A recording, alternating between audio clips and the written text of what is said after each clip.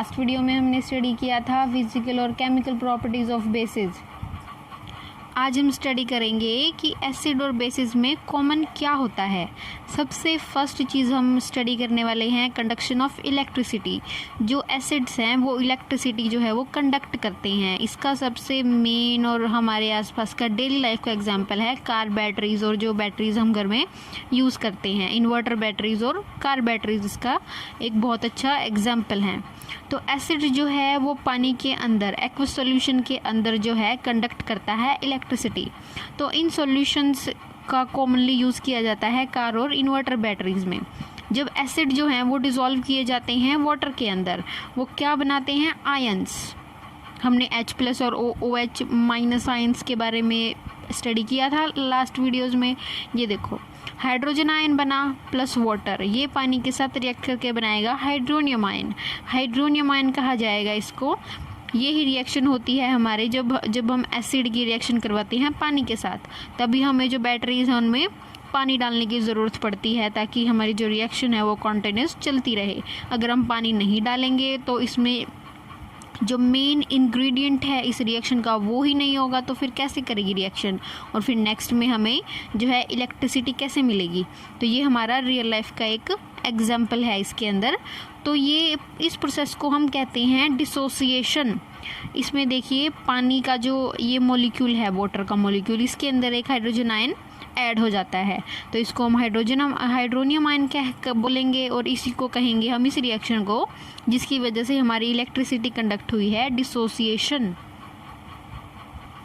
तो देखिए एक और एग्जांपल है हमारे पास जिसमें हमने हाइड्रोक्लोरिक एसिड और वाटर का इस्तेमाल किया है। हाइड्रोक्लोरिक एसिड क्या होता है, इट्स एन एसिड जो हमारे स्टमक में भी पाया जाता है। तो इसमें हाइड्रोनियम आयन और क्लोरीन आयन बना है। तो ऐसा कैसे हुआ, जो H2O था उसने एक हाइड्रोजन इसका ले लिया, तो इसके पास एक्सेस में हाइड्रोजन हो गए, और इसके जो क्लोरीन था वो इसमें से अलग हो गए, यानी कि डिसोसिएट हो गया।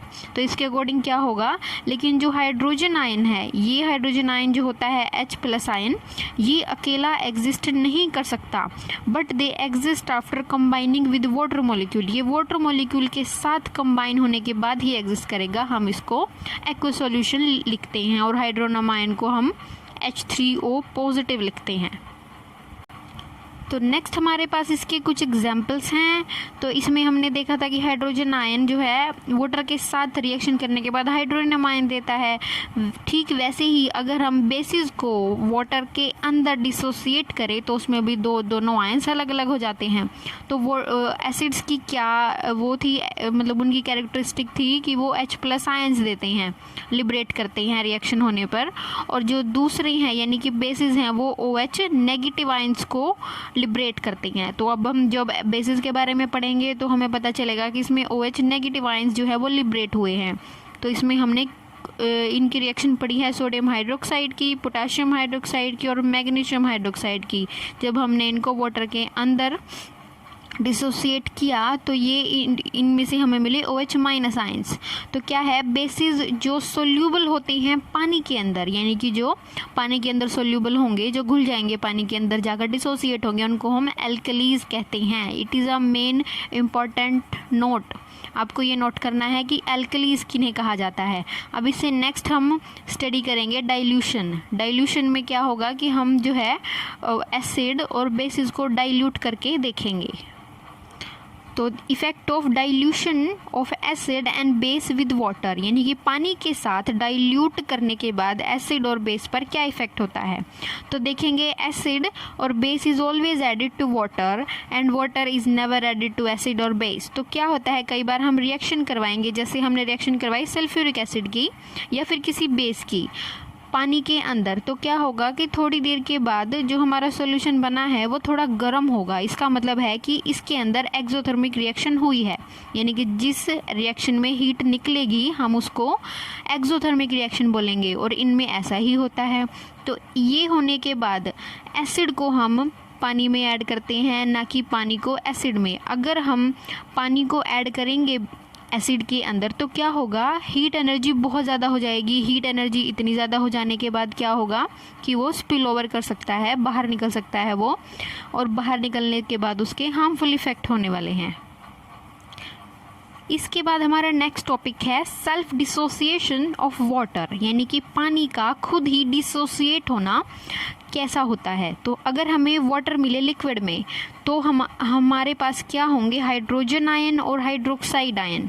ये हमें नॉर्मल जो हमारे पास टेम्परेचर है, कौन सा टेम्परेचर है हमारे पास 25 डिग्री सेल्सियस। अगर हम इस पर देखेंगे तो इनकी जो अमाउंट है या फिर इनकी कॉन्सेंट्रेशन है वो बहुत ही ज़्यादा लो होगी।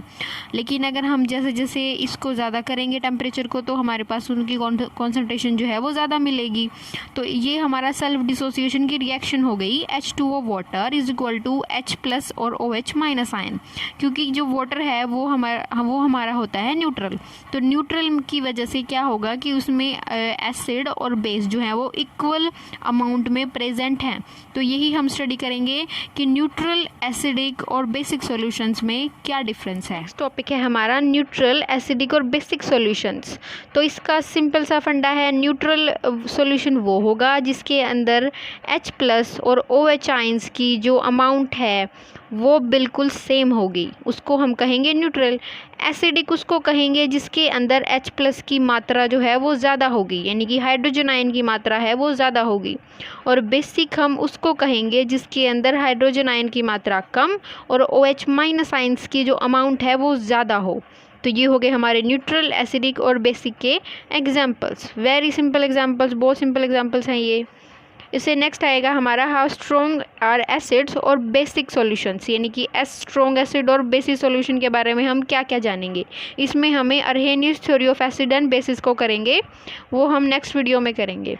ओके, तो थैंक यू।